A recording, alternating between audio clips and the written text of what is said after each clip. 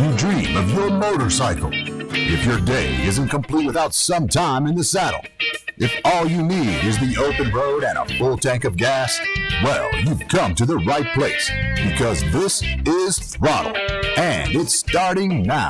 Here's your host, Kevin McKinney. All right, welcome back to Throttled, everybody. Thank you so much for tuning in. Today we got, I think, a unique combination. I don't know if we've ever had this combination on the show before as far as hosts. It's just me and Tom. We've done this once before. Once? It was just the two of us. All right. So my memory just isn't anywhere near it needs to be. You're getting older, so it comes. Let me tell you, my wife was telling me today. I'm walking, hobbling around the house. She's like, "You are falling apart. You need to." She's like, "I need you to make it to retirement so I can get some good money out of you." So, speaking of retirement, how is it? Week one was pretty good.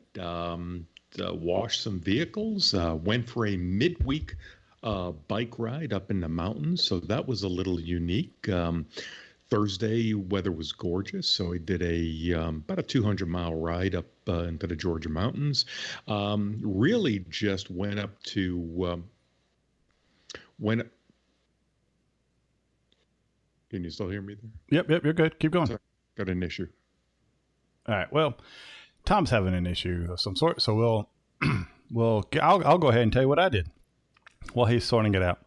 I am lucky that this week we actually kind of got a unexpected half day from work.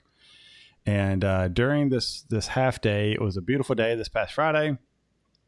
And I hopped on the bike real quick, ran out to I had between the time I got out about 1 and the time my kids got home about 3:30, I had to go, out and come back. So I didn't have too long to get out there. So I just headed out kind of on a familiar loop, but I did something very interesting. I routed, once I got out a certain way, I was like, okay, I probably need to start heading back. I turned on Google and I had it no interstates. And I just hit, route me home. And what I did notice is a lot of the roads it was taking me on, I've never been on before. And it told me I'd make it home in about 40 minutes or so, which gave me a 20-minute buffer in case, I needed to do anything. So I just headed that way and was on some pretty nice little curvy roads. Now, this was out just south of Pell City. So if you're in Birmingham and you're at the Barber area, I headed out 25, then took, I think, 231 towards Pell City. And I wasn't on the 231 too long, and then I took a left, and I can't remember the name of those roads. I should have looked them up. But I headed out to some of there, and some very nice curvy roads.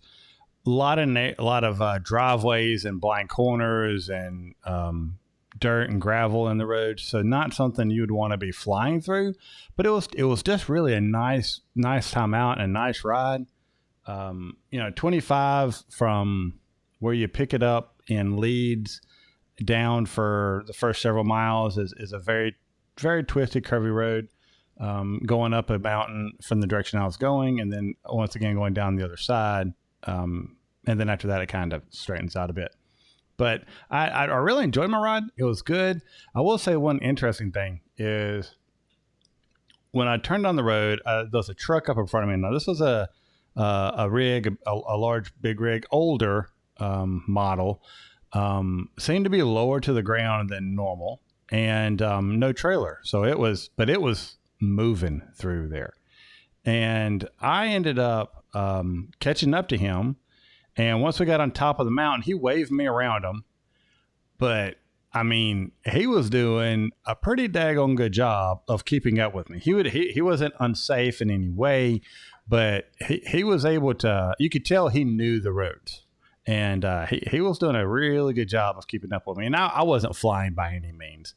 But, it was kind of good to see that he was out there and everything. So, I had a good time, and that was kind of all right. I think it came in around maybe 60 miles, and I was going to get out today, but I needed to spend some time with my son on his homework, and that kind of dominated most of my afternoon. And by the time that got wrapped up, I needed to do some other things around the house and just ran out of time today to get out and do a ride. I should have done it this morning, but it was a little bit colder, and this afternoon was going to be a lot warmer. So I was kind of like, I'll wait till this afternoon and just kind of let my schedule get out of control there. But so that was it. Now, let me check here. Tom, are you back? Did you fix your problem? Yeah. So sorry. I suddenly had a technology malfunction there. My my headset, which had said it was on 70% the last time I had used it, suddenly died. So had to do a quick change to another headset here and go forward. All right. So you were saying middle of the week you were heading up to the mountains. So. Yeah, middle of the week ride went out on Thursday, about a 200-mile ride up into Georgia mountains. So one of the more famous roads in North Georgia called Blood Mountain. Really, I was going to ride around, and then I decided to just, since traffic was light, I would just run up and down that road back and forth. It's on the weekends, some of the sport bikers almost treat it like a race course on occasionally. So this allowed me to run it unimpeded and allowed me to work on some things. So I went back and forth a few times, worked on some things, primarily my lines and really quick acceleration as I opened up out of a curve. It was also one of the more times that I've taken that road. I haven't in a while coming down the mountain in a spirited manner, and I've learned that coming downhill, a fairly steep downhill into a sharp right curve is definitely my most unsettling type of curve. Of course, being a blind curve as well. So I worked on that a little bit, not as quick as I wanted to be going around some of those coming back down the mountain. But it was a fun day. One thing I did notice with riding during the week than on the weekend. So one, a lot less bikers. Two, a lot more delivery trucks and semis using the back roads during the week than on the weekends. So that was about it. And then Friday did some maintenance on the GS. For those that know, I'm at about 12,000 miles, so I do most of the maintenance myself, except for valve checks and plugs. That'll go in a couple weeks for that. But this week was rear end maintenance. So drained the oil out of the rear. It's a shaft drive for those that don't know on the 1200. Dropped it down as well and greased up the rear splines, which is not on the maintenance schedule for the for GSs or the Boxers, but it is something, especially if you ride in the rain or if you're doing any water crossings, it is highly recommended. Really doesn't take that long to do. Buttoned it all up and did a quick 30-minute test ride and all good. So that was my my bike riding and maintenance for the week. Yeah, I actually need to get, after I ride out, I need to get out and do that because I'm really surprised at the greasing that the splines in the drive there they don't even do it in the factory. I mean, it comes out dry. Well, it depends. When I did mine so really you probably only have to do it about every 12,000. I've done mine now at 6 and at 12. So when I opened it up at 6, I actually had grease on my splines. But I know guys that have, there's a running thread on ADV Rider, and on this in particular, guys showing pictures where it's bone dry, and some people even, if they're doing a lot of off-roading, some having rust in there in just 10,000 miles. So mine was still nice and clean. I cleaned everything all out, slathered it down with a nice bit of Molly and buttoned it back up. And I learned from the first time how to get those splines to align. That was probably the biggest headache that I had the last time trying to do it. Well, when I get to doing mine, I'll give you a call. So you were mentioning, trick. Like I said, there's a thread you definitely want to read beforehand.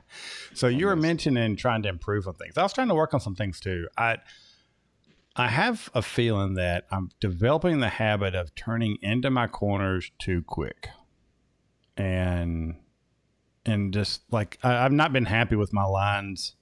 I wasn't happy when we went to the mountains. If I was choosing my own line, and I wasn't happy on this past ride. It's just like, oh, I'm sitting on this corner, and I know, I'm on the inside way too long, and I shouldn't even be on the inside really. I should be hitting it and moving on.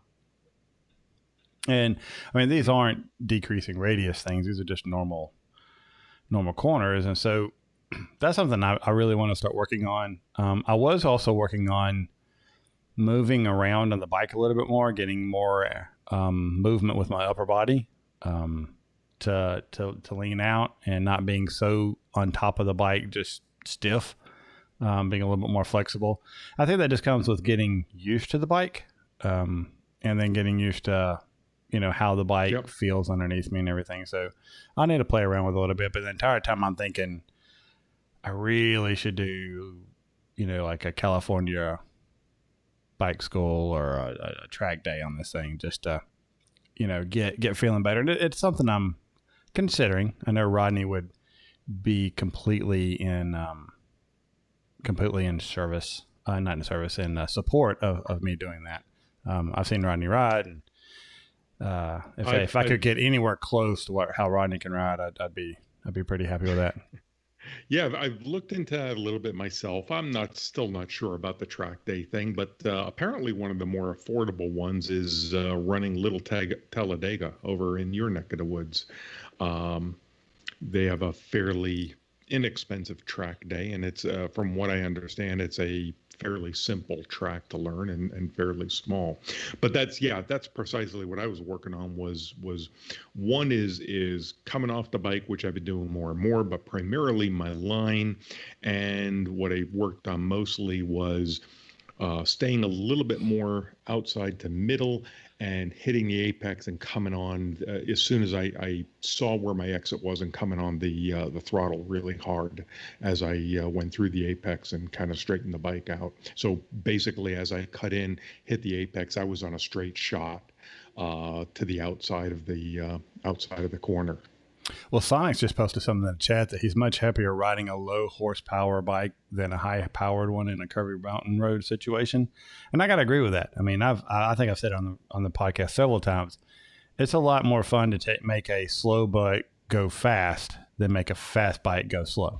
If I'm on a bike that can barely do what I'm trying to do, that's more fun than on a bike that should be able to accomplish this. And the only holdback is me. And I'm under, the same ride. It's just making that there's more of a connected feeling. Maybe it's more of an accomplishment ego thing. I don't know what it is, but I get more of an enjoyment out of that. I'll add up to that as far as there's one back road here that I take both on the big bike and on the scooter. And when I take a curve at 50 on the scooter and I'm leaning off to the inside, that's I feel like that's quite an accomplishment. I feel like I'm flying on that scooter doing that. Yeah. All right. So we do have an email. So a little bit of feedback. This comes from Peter. It says, "Hey guys, absolutely love your podcast. I recently test rode the new BMW R18. And we've got some news about that here in just a minute. And I think it's exceptional. Not necessarily something I would buy, but the quality is excellent. The only thing I would knock it for is really limited lean angle. Other than that, it's a great cruiser with lots of character, which you can't always say about BMW motorcycles." He goes on to mention some suggestions for the paddock section, and so I'm going to forward that to the guys who do that, so they have that information. Me reading it here to the two of us who really don't cover paddock much, at least on the show, wouldn't really benefit anybody. So I'll send that on to them. But Peter, thanks so much for writing that in. And actually, I have seen a couple R18s in person. I like them better in person than I do online. I just think the camera lens and the pictures online don't do it justice. It's a much nicer, elegant bike in person. Haven't ridden it, but the people that tell me that have ridden it say that it's surprisingly more comfortable than I thought it would be. Now, I don't know if that's a backhanded compliment or not. I mean, it's kind of a, it's better than you think it would be, but okay. But is it good? I mean, was it compared to what? How does it stack up? We didn't get in that kind of conversation. And the people I was talking to that have ridden it, we didn't really talk about anything other than the comfort, and it was a passing conversation. So, and we're going to talk a little bit more about the R18 in just a moment.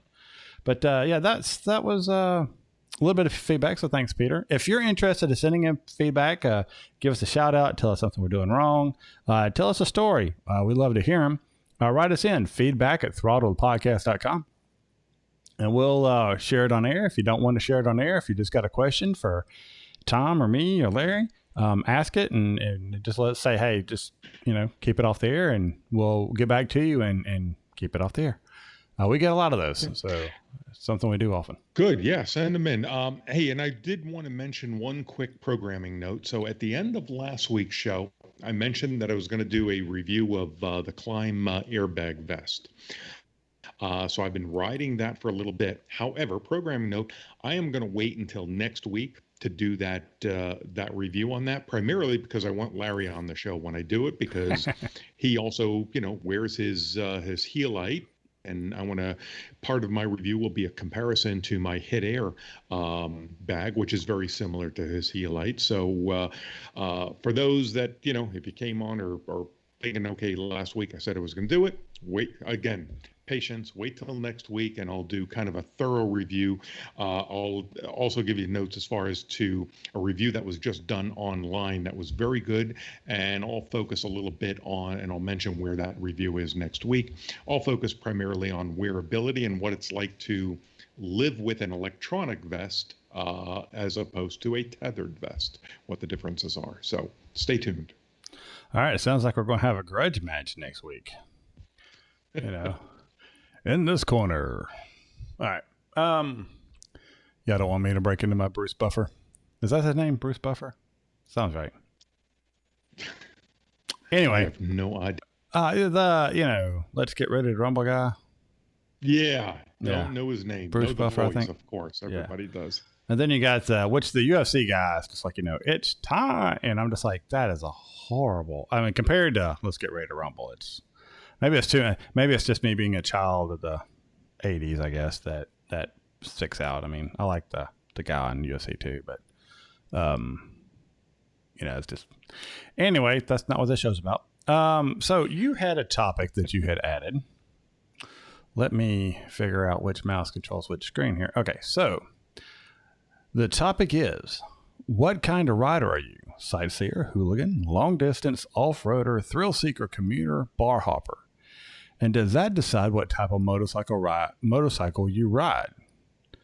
So explain, and we'll broach the subject. Yeah, so this came out of, at our meetup. We were having dinner on the last night, Sunday night, and I was sitting next to John, and we got to talking about, typically on this show, I am not the most favorable person towards cruiser type motorcycles, irregardless of brand. And so he started asking me why. And my standard answer is always, well, for me, they're too heavy, too low, and too slow. And we kind of went, on. Have you practiced that line before? Just curious. You think?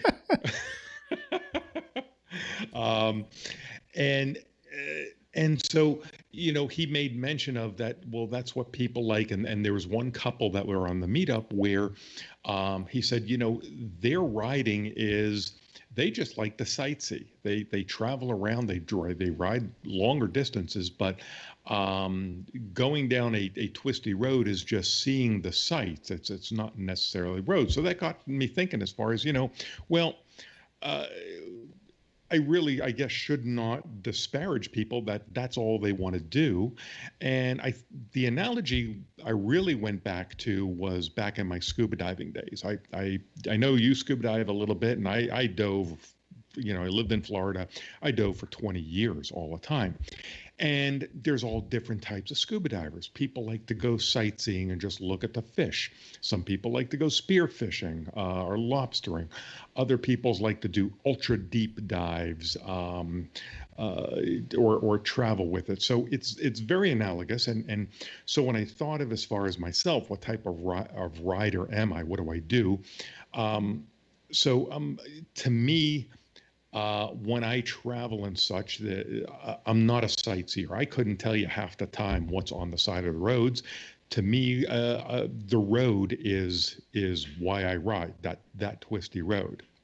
And another, piece of this was that a couple of years ago, I went to the Amalfi Coast in Italy, and we had friends tell us, "Oh, you have to get a driver the scenery is beautiful, riding the Amalfi Coast Road and looking out into the Mediterranean." Well, just like the Dragon, the Amalfi Coast Road is one of the top 10 roads in the world. To me, that was the sightseeing, riding that road, passing people on that road, but that was my thrill. And so that goes back towards riding, as far as, my riding. I like to push myself a little bit. I like to get out of my comfort zone, whether that is speed or conditions or whatever. That's what gives me a thrill. Not to say that every so often I'll sightsee a little bit and a little bit of long distance. So does that choose the bike that you ride? If all you're into it is, I just like to sit back and ride along and see the sights, well, you're not going to probably get on a sport bike or a roadster. That's why you're drawn to the cruiser type. Vice versa, if you're strictly a commuter, and I know some people that they don't really ride for pleasure. It's just a mode of transportation. All they do is commute. So a 500cc or a 600cc bike that's a standard with some bags is really all that they need. So that was kind of the impetus of this, and our conversation kind of went along as to, well, yeah, I guess it's whatever you want to get out of your riding. And over the years, I have somewhat changed my bikes as to what type of riding I wanted to do at that time. Unfortunately, you like I, because of our size, we don't fit on a lot of bikes that I would like to ride. Smaller, more agile bikes just are not in the cards for me. So that was kind of the topic here. And so I wanted to get, your thoughts on that as well. Yeah, I mean, I think the type of riding and who you're riding with goes a long way, right? I mean, even to the brand, to where, like, around here, if most of your buddies are riding Harleys, you're probably going to get a Harley. I think that what you see is people come out and they kind of fall into that line. I mean, I did when I picked it up again, right? A cruiser, that's a real bike, cruiser, and as ignorant as I was. And I quickly realized this is not for me. And even though I was able to get on bigger cruisers, still not for me. And as big as those bikes are, I always felt cramped. I mean, just not comfortable.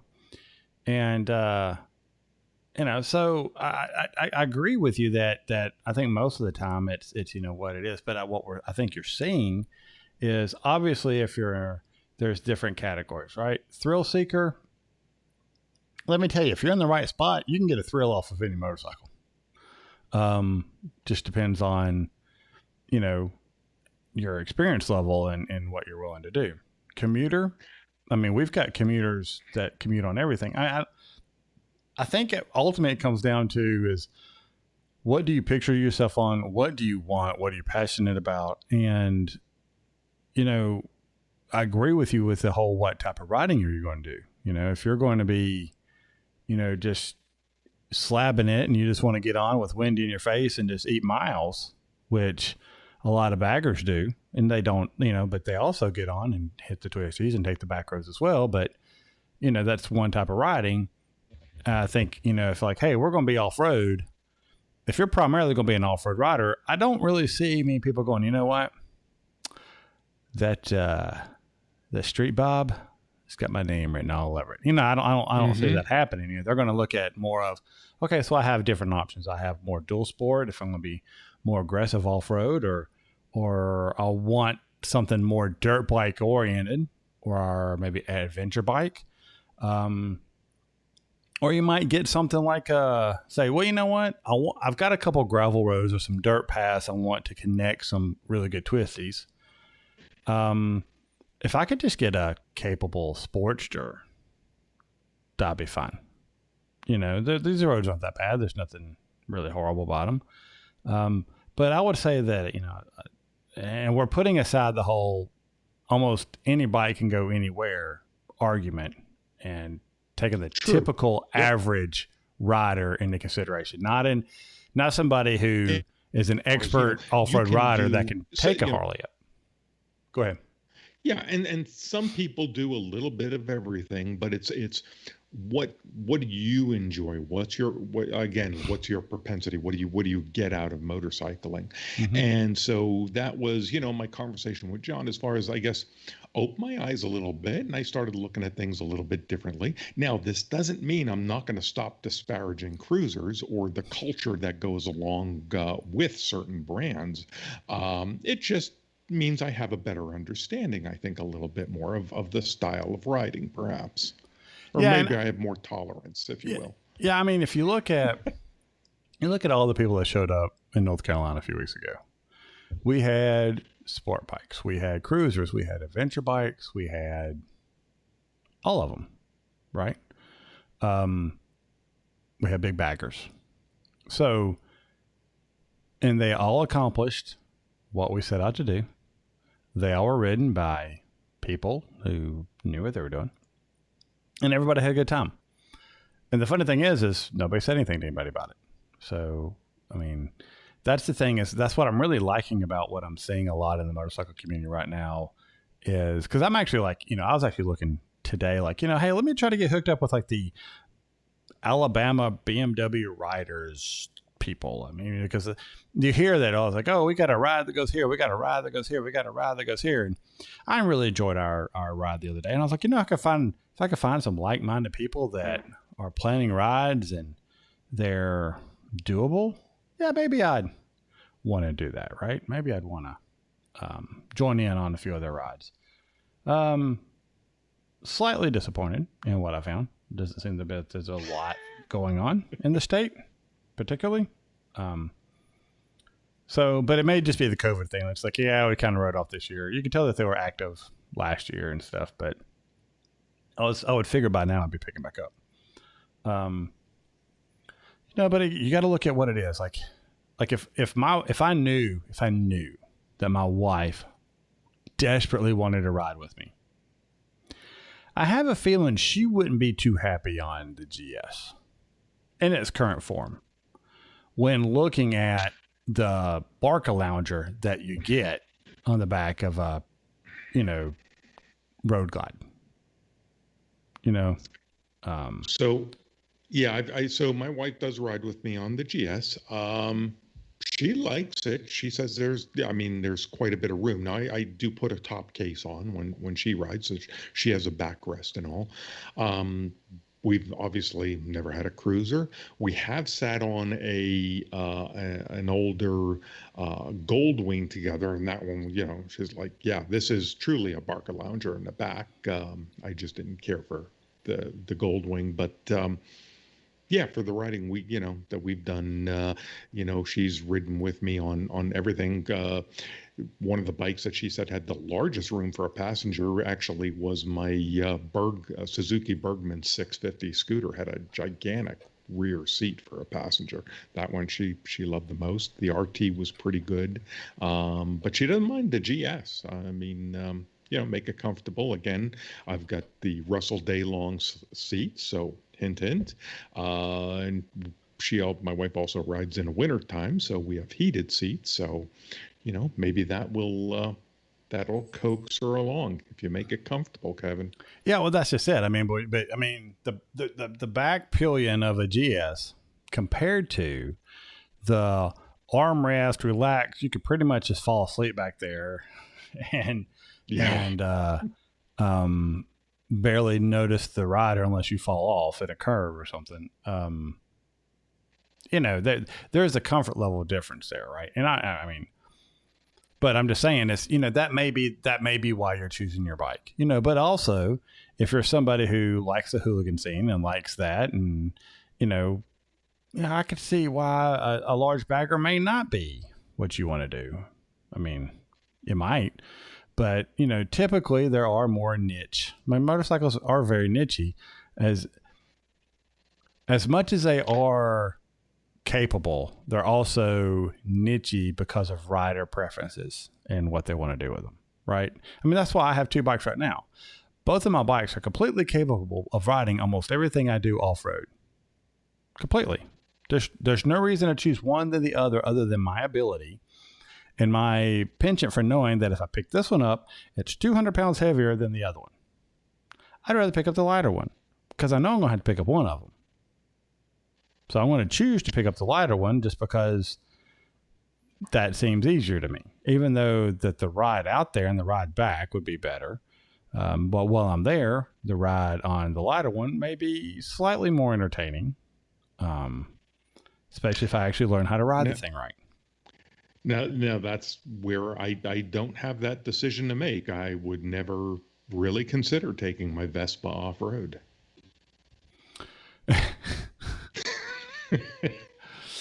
Oh, I wish you would. And I wish you'd video it. Have the proper tires on the GS to take it off road either. So that's, I run strictly street tires on it now. So no, I'm already looking. I've been a big fan of the Mitas tires, but the new Dunlop Trail Max is getting a lot of positive feedback in the GS community, and I know Ronnie has fitted them on a GS, I believe. Actually, I believe they had actually called the Michelin or the Dunlop people and be like, hey, how do I order these tires? Because it's not in the computers yet for them to order them, like at the distributor. So they had to get the numbers to order them by. I'm waiting to see kind of some feedback on those. According to what I understand, the front tire of the Anarchy 3s wears out really fast, which is kind of opposite. Normally it's the back tire, but from what I've read, the Anarchy 3's front on the GS's wears out really fast. So I'm kind of like, when that happens, okay, maybe I just go ahead and make a switch, but I've got 5,000 miles to figure it out. So that means I got a little under 4,000 left to make a decision. And as we're getting into the wintertime, I'm hoping that I can switch to be more using the KTM here in a little bit, just waiting on the blood thinner level to come down. Anyway, all right, so let's transition back to our BMW R18 teaser we threw out earlier. So, BMW R18 came out, I don't remember when it was announced, not too long ago, and they immediately seemed to be on some of the showroom floors. And where did my phone go? Oh, it's way over here. Hold on. Too many monitors, guys. Let me tell you. I'll figure this technology stuff out one of these days. All right. So what they've done, so they've got the BMW R18. They've also come out with a BMW R18 Classic. Now, this is to say it's Road King-esque is not necessarily valid, but if you think of the difference between a Sportster and a Road King, it's kind of the same thing. Even though they're completely different bikes and frames and all that kind of stuff. It's got a classic tombstone windshield. The handlebars are wider. It's got the, what do you call those lights? The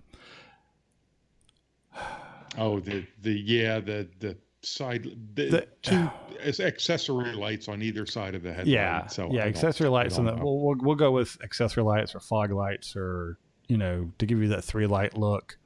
I think, and a set of bags. Yeah, the tires are different. They're thicker tires, are not so thin, and I'm not talking about tread width. It's the depth of the tire. They have more of a classic tire. I'm honestly surprised they're not white-walled. Honestly, white-walled tire would look gorgeous on this bike. And they went to I think it's a 16-inch front. So it's a fixed 16-inch, like a fat tire front to it, as opposed to... It is, but let me tell you, they should put white walls on this, because it would look good. It should be an option. Why can't I control my mouse anymore? All right, awesome. That's just fan-freaking-tastic. There we go. So, and then the handlebars are, like I said, different. I think the mirrors are slightly different. Obviously, you've got the, let's see. Yeah, they did change the mirrors around. I'm looking at they've added a pillion for the Classic, and they've added bags to the Classic. Like also, the covers for the cylinders are slightly different. Yeah, the exhaust is different, and it went from a... Actually, I like the exhaust on the Classic a heck of a lot better than the standard. It just depends. I mean, it's just a straight pipe all the way back instead of a fin. So it's cleaner looking. Yeah, it is. It is. But I mean, they're both beautiful, beautiful bikes. Now, they're showing it with and without the windshield, and I don't know if it's got like a quick release, quick remove system on it, or if that's just an option to just take it off. It has. It doesn't use the same kind of mounting brackets as the GS and everything do, where you just have 2 bolts and it quickly comes off. Then all the hardware is actually, half the hardware is actually on the windshield itself. So if it's just, hey, take out 4 bolts, put them back into the fixture, that may work better. That may be it. It says in the article that the windshield's removable, but doesn't explain how. So and by the looks of it, it looks like it's just 4 bolts come out, and it's. I'm looking at this other one, and the hardware's not there, so it has to have some kind of quick release system to actually release all that hardware from wherever it's latching onto. Anyway, we don't know, and it doesn't make sense to speculate. However, that's it. Yeah. Even the pictures updating, so it's a 3-month-old bike that now has a Classic version to it. Yeah. But I will say, if you see it in person, it's much nicer than the pictures to look at, especially for the original R18. So there's that. Everything else is pretty much the same. There's no real big issue there. Electronic cruise control, windshield, passenger seating, saddlebags. Yeah, I covered everything else. So cool. I'm interested to see how this does. I'm waiting to see one in the wild. I'd be very interested to see one in the wild. I think that'd be kind of cool to see one. So we'll see how that shakes out. Now we're going to stick with BMW just for a second. So the 2021 GSs were announced. And not a lot of changing here, right? Paint job, 40th anniversary. And we're not going to spend a lot of time on this. 40th anniversary paint job with the black and gold, yellow, which some people love, some people hate. And some electronics tweaks. Yeah, electronic tweaks and the movable headlight, right? I briefly mentioned this, I think, last week. And the movable headlight, I will say, after getting mine out and riding it at night, and you hit a sharp curve, and on my other bike, I had a light bar that the outside lights were spotlights. So I never had that outrunning your light in a curve thing. And I haven't had that in a long time. So when that happened on that bike, I was like, oh, hey, it is dark where I am going. And I immediately thought, wow, maybe I should have waited for the 2021 because that would have been a nice feature. Although Not that I'm going to be doing a ton of off-road on it. I think that mechanism and then bouncing it and jarring it like you would maybe potentially doing off-road riding, that's the way some people do. I wonder how sturdy it would hold up. That aside, so GSs aside, the R1250 RT has been given a pretty major upgrade. So it's got a radar-guided cruise control, revised styling, and an all-new TFT dash. Now, this all-new TFT dash, and I haven't even read this article, but I'm just speculating here. Is this the one that's actually got the nav system inside the dash? It does. So the new TFT was dropped about maybe 3 months ago, but we didn't know as far as which bike it was going to come on. And the TFT Dash has been on the GSs since 2018 model year. So, and a lot of people have been speculating, waiting for when's it going to come hit the RT or even the K1600. I like RTs. I used to own a 2010 version of this. So they also trimmed down the fairing had gotten rather bulbous on the RT. I haven't seen this in person yet, but they say that they have trimmed it down considerably. But the big thing is now a 10.25 inch screen that you no longer have a separate GPS unit. It's now incorporated into the screen. So either your whole screen can be, your RPM and your speed and other information, or it can be partially, about a third of the screen can be GPS, or you can make it all GPS, and then a small portion shows you your speed. So it looks pretty neat. It's huge. It's clean. BMW, their TFT dashes, I think, are some of the best in the industry of those that I've seen, and the bikes that I've ridden with other TFTs. So that's the big news on this.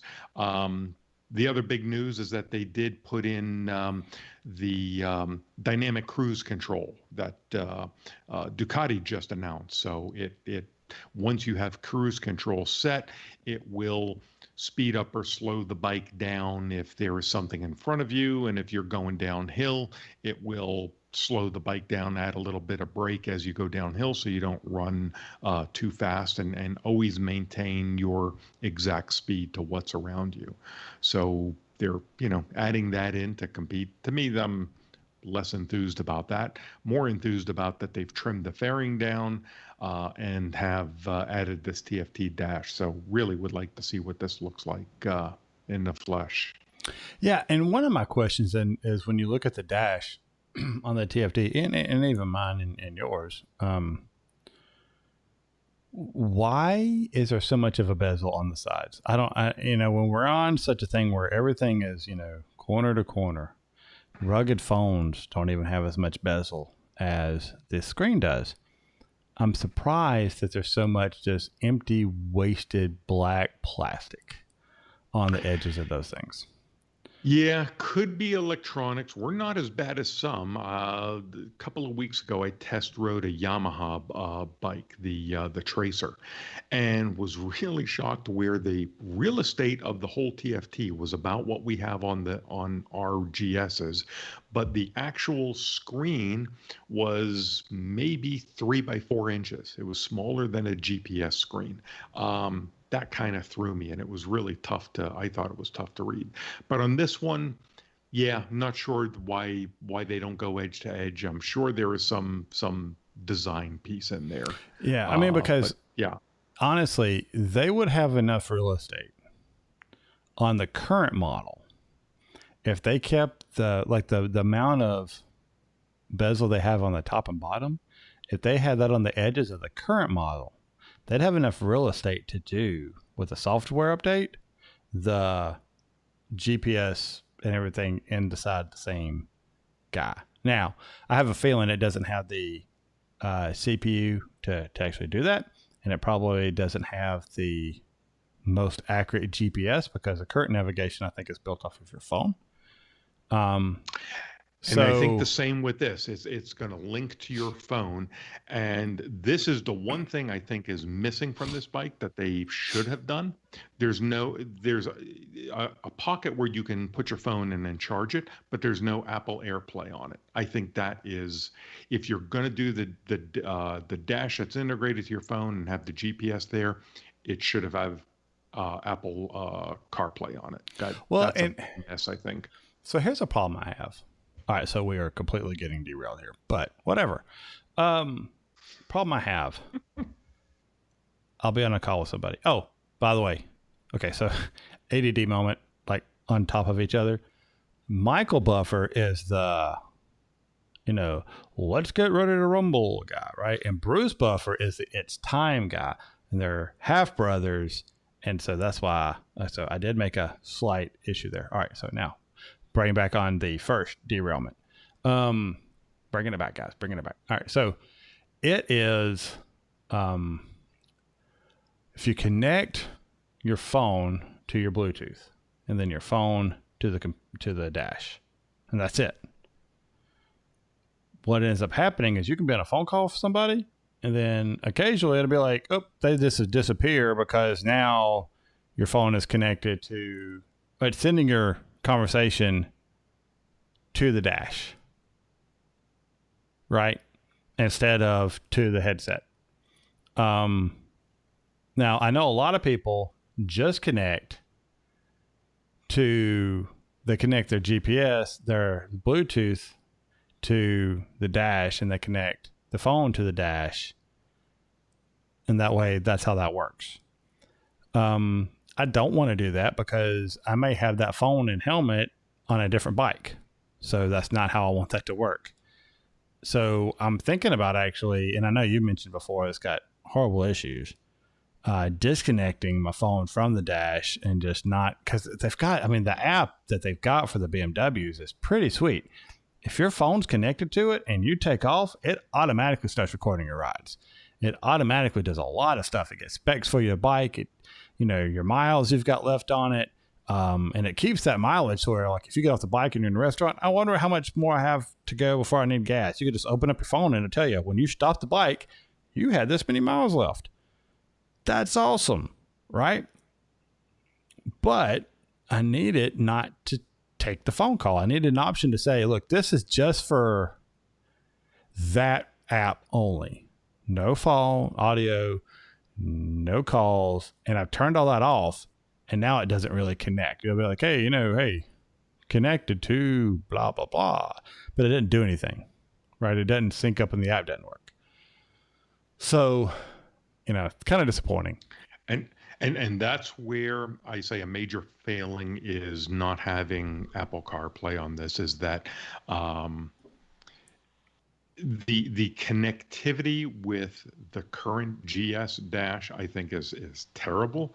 Yes, some people get it to work. So if you're listening to this, I know you may have gotten it to work. There's ways. However, even if you've gotten it to work, you're going to admit that at times it's going to lose connection and it doesn't work all the time. In my 2 years of owning my current GS with the TFT Dash, I've tried it a couple times and I've disconnected it. I don't have my phone or my headset connected to the dash. I keep a fairly simple connection and it works 100% of the time. So I don't think BMW is there yet with their connectivity. They haven't proven it, at least in the current TFT that I've seen so far, not consistently to where, it's not going to become an issue riding. So I'm hesitant that they've made it work here. And if you're going to give a spot up in the dash and they have a cubby hole to put your phone and plug it in to charge it, why not put the CarPlay software in and just have true connectivity? That would have been great. Yeah, and I agree with you. And I mean, don't forget about Android Auto as well. You need both of them. I mean, half the we don't care about Android. half the world is okay. on Android, right? So you'd be doing yourself a disservice to not include that. Too bad. Sorry, folks. You made a poor choice, but disagree. All right. So, but yeah, I can't not agree with you there. Like what I've currently got set up is my Bluetooth connects to the GPS unit. My Bluetooth connects to my phone. My phone connects obviously to the GPS unit and connects to the dash. I'm thinking of turning off the dash unless I can figure out a way to get that app to work. I mean, I'm still, because I'm using Rever, right? If I'm using Rever, what's the point? Yeah, I can know how many miles I have left. Or I can walk in the garage, hit the button, look at the dash, and then turn the bike back off. Right? So, I mean, it's not like it's that hard to figure out.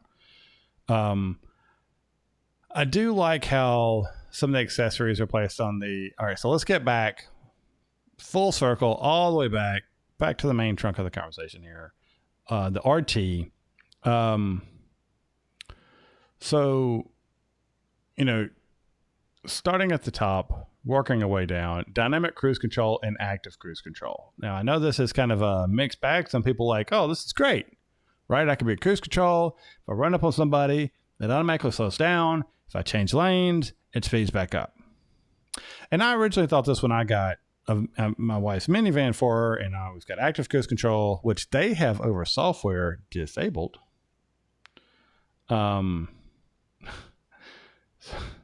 Split hairs. I just saw that line. That's funny. But the rooting my bike. Anyway, back to the topic. So, but they've actually like made it to where that doesn't work anymore. And the active cruise control doesn't do what it used to do. And so it doesn't, it'll slow down, but if you change lanes, it doesn't speed back up. And maybe it's just our car is messed up or something with it, but you've got to manually kick it back up in speed. So I don't know if that was a safety issue or what, but anyway. So if you're not selecting the option of the radar guided system, the standard bike also gets a dynamic cruise control that can apply the bike's brakes if a machine speed is increasing due to riding down a steep hill, for instance. So you maintain your speed at all times pretty much, right?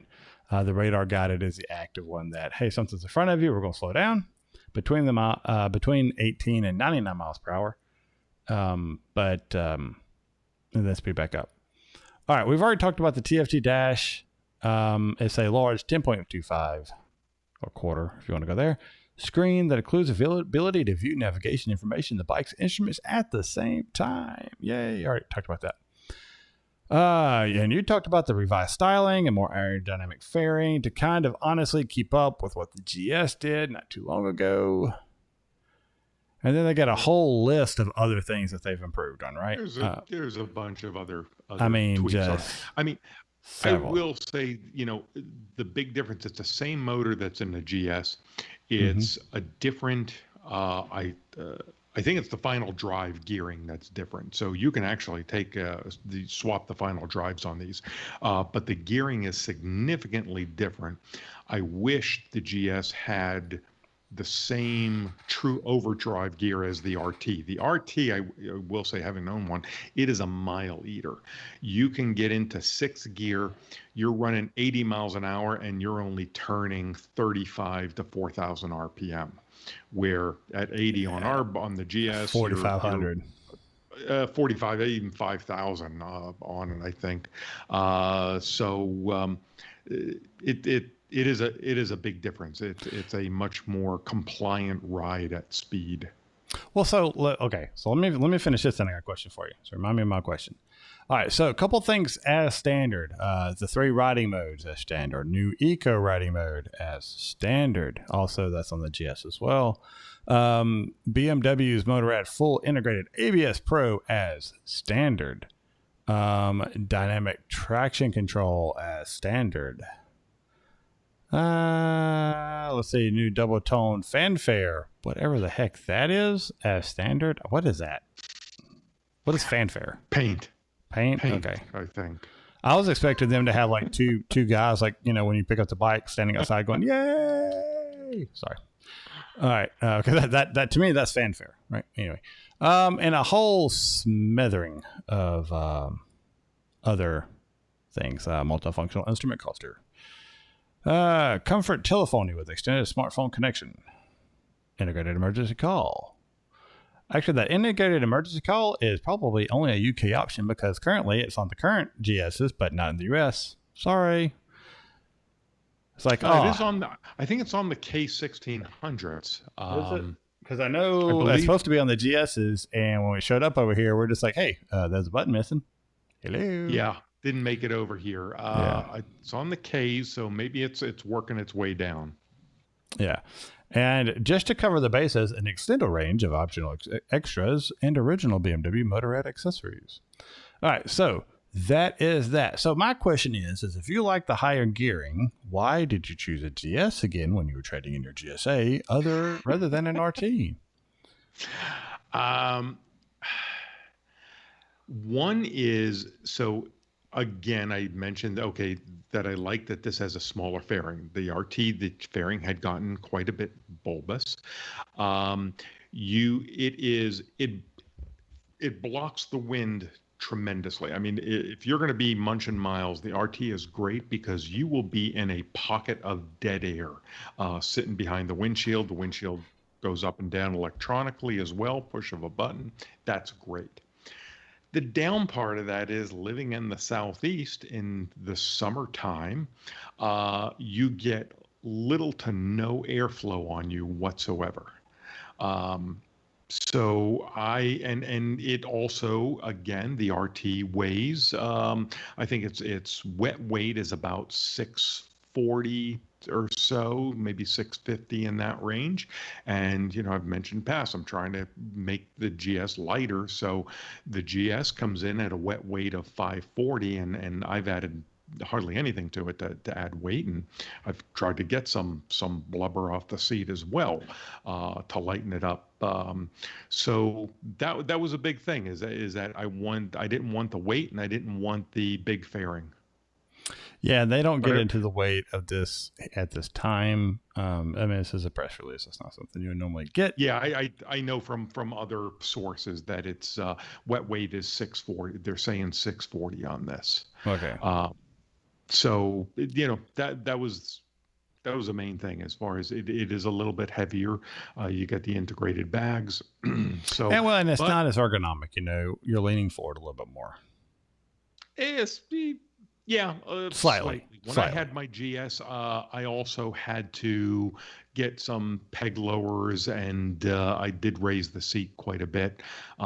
So the GS is a little more roomy if you're long of leg than the RT. Mm-hmm. But what I loved about the RT was, like I say, the biggest thing missing on the GS is that the 6th gear is not a true overdrive.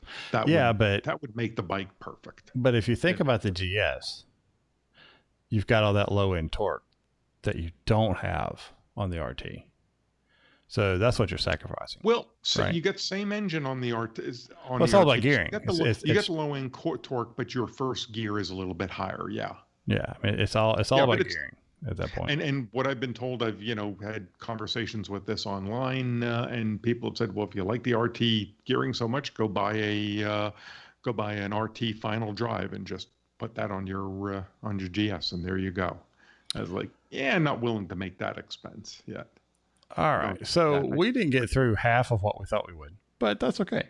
But what we are going to do to cover it, because I actually watched this race today and it was awesome just because it was hilarious.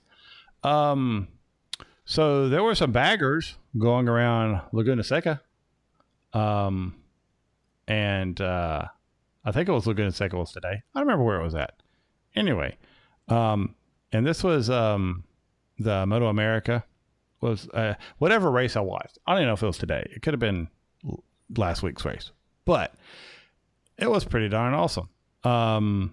So to watch a bunch of baggers line up, right, and they're wheeling off the line because they just hit it, and then the front. I mean, just that was hilarious to watch. So like everybody almost on the front row, didn't end up on the front row anymore because they popped the front wheels off the ground and other people behind them passed them. Sorry.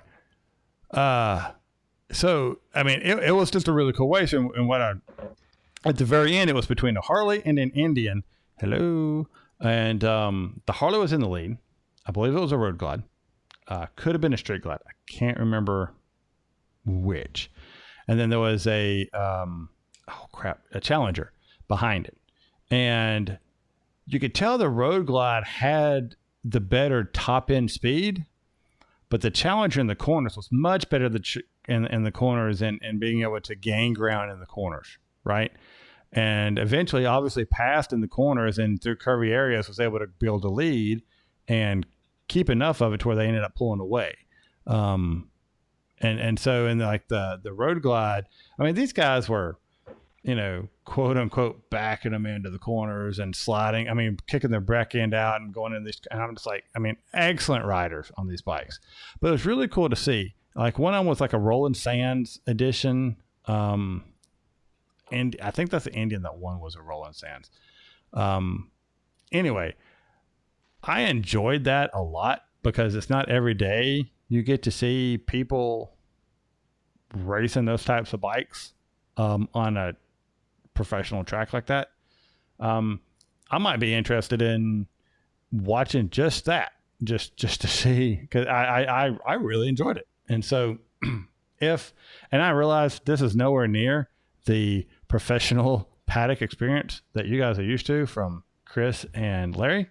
So they'll have to, teach me some things or two.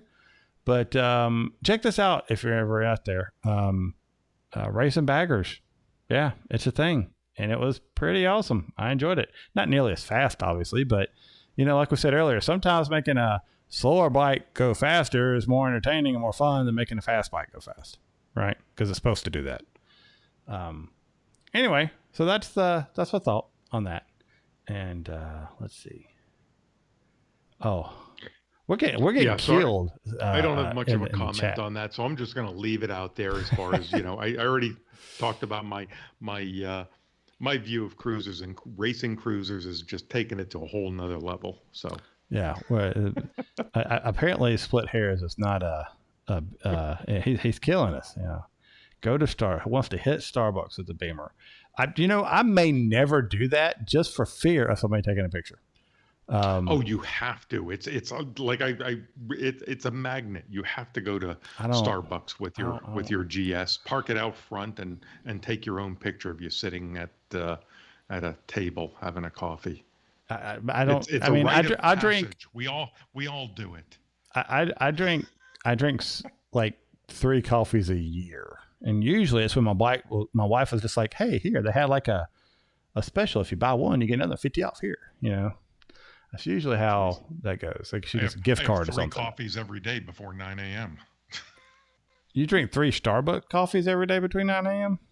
No, not Starbucks. Okay. I was like, then you are making a lot more money than I was led to believe. I don't drink the drinks. I'm a black coffee drinker. So that's Starbucks.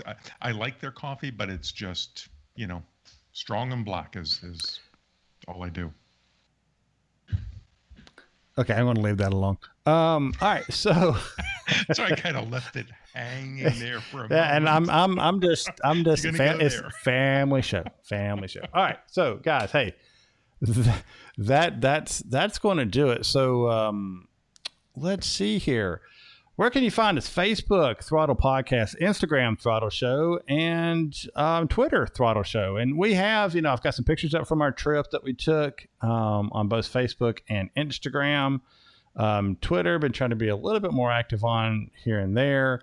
I keep saying that, and it's hard to keep it up. Beside that, like we talked about earlier, feedback at throttlepodcast.com and throttlepodcast.com. Click on the contact page. Now, before I forget, I do want to mention that we have the Throttle Crew, right? The Throttle Crew are the guys and ladies who help us out by sponsoring the show. They go to Patreon through our website, throttlepodcast.com, scroll down, they get to the Patreon link. They sign up and they contribute $1 to how many dollars. You could change the amount to be what you don't have to go with what we have just as tiers. You could do a custom amount, right? Whatever you feel you're getting value out. You want to kind of give back a little bit to help the show so we can save up and try to do some things once we're allowed to. That'd be awesome. And so throttlepodcast.com, Patreon. We'd love to have new Throttle Crew members. We've got a Slack channel that is just active enough to keep you engaged, but not overly active to where it's annoying and you mute it and you forget about it. So I think that's pretty cool. I really enjoy the guys in there because, they always throw something out there that makes you think, or sometimes just cool pictures of the rides. And it's kind of cool to see. So consider joining, supporting the show if you like. If not, keep enjoying it. That's perfectly fine. All right. So I think that brings us down to, and when we are live Sunday, 7:30 Central, 5:30 Pacific. And we try to do it on Facebook. We post a link out there on Facebook and Twitter around 15 minutes before the show starts. And we're there. Love to see you in the live chat, live stream. It's fun to watch these guys go. And then you've got the show done. Check it off the list. If you're sitting around on a Sunday afternoon, nothing to do, check us out. Love to see you. All right. So, Tom, you want to sign out? Yep. Good little talk for a change, just the two of us. So hope everybody enjoyed it. I did. Fun couple of subjects. Everybody have a good week. Stay safe and use your bike as some transportation. We're getting into some great weather here in the Southeast. Sorry in the North and upper Midwest that you're getting into some snow, I believe, and colder weather. But hey, all it takes is the right gear and you can ride too. All right. So, I may want to head back up to the mountains on a quick trip that my wife doesn't know about. If I could work it out. Because I just finished off this Appalachian apple pie moonshine. And like I said, not a drinker, but this stuff is like candy. And I wouldn't mind another jar. And while I have 5 other jars in there of other flavors, I'm going to miss this son of a gun. Because this is some good stuff. And maybe while I'm a little woohoo today. I don't know. I didn't really have a lot of it today. But yeah, definitely enjoyed that. Anyway. Onto the actual signing off portion. Thank you everybody for listening and watching the show today. We really enjoyed it. It was a lot of fun. Tom, thank you so much. As always, my friend, loved your background picture of our trip. I think that's our trip from looking at everything. That is. That big guy in the orange is me. That one is when we stopped on the foothills. Yeah.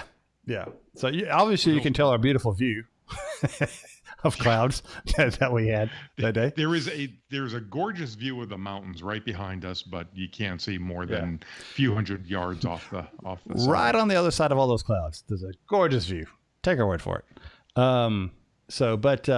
Besides that, thank you everybody for tuning in. Thank you for all of our patrons. It really means a lot that you guys, in this day and age, still support the show. We really appreciate it. And everybody that still listens and writes in and contributes and sends messages when something goes wrong with one of the hosts and everything, sends the emails in weekly. We really appreciate it. You guys are awesome. Means a lot. Next week, episode 250. Are we doing anything special? Probably not. But it is kind of a milestone episode. It also, technically, the 5 years was earlier this month, but we were actually in the mountains during the 5 years.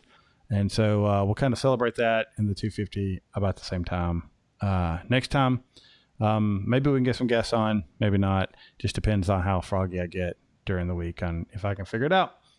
And we're almost caught up this week. I'm hoping to get both last week's show and this week's show out to everybody. And then we'll be all caught up. And that'll be the first time in a long time that I can say that we've been caught up and current with the show. And that's on me. Just busy schedule, but I'm starting to get into a better flow and everything. So appreciate everybody's patience and hanging on and just putting up with the chaotic release schedule. Nothing for 3 weeks and then 4 in a week. So I appreciate everybody hanging in there for that. You guys are awesome and true supporters and fans of the show, no matter what anybody else says. So I think that's going to do it. If you get out there and ride, everybody, please do. Please enjoy this fall weather. I know some people are already thinking about putting their bikes up for the winter, and if you are that, my heart breaks for you. If that's not you, make them feel really bad. Get out there and ride. Post about it on social media. Send us notes, and we can read it to them, and everything. But if you are out there, ride safe, and we'll see you all next week. Bye, everybody. And to everybody in the live stream, you guys, as always, lively show. And Split Hairs is picking on all the BMW guys today. So we will have to just, I guess, suck it up and take it and wait for Larry to come back so he can take the brunt of the criticism. I will say, though, after my ride of 1,000 miles, I was told multiple times, and I've been told on people, that I was very brave to take a brand new bike in those conditions to the mountains. I heard that several times. I've gotten several emails about, I can't believe you took a brand new bike to the mountains, and learned to ride it and the nuances of it in the mountains. And to be fair, it wasn't my first time on a GS. I'd spent several days doing slow maneuvers in a GS. And so, to me, I knew the GS very well because of that. I knew the Tenere better. There's definitely some kind of times I was like, ooh, that didn't handle like I was expecting it to. It actually handled better, but not what I was expecting. But yeah, so, but my bike, and we were talking about it before the show, my bike is currently filthy because of all the road grime and everything else. It, at some points, looked like I took it off-road and did a bad job rinsing it off. It's just covered in gunk. So I need to get out there and rinse it off and do all that good stuff. All right. Well, Tom, man, thanks so much. We'll go ahead and sign off everybody in the live stream. You guys take care. See you all next week. Good evening, all.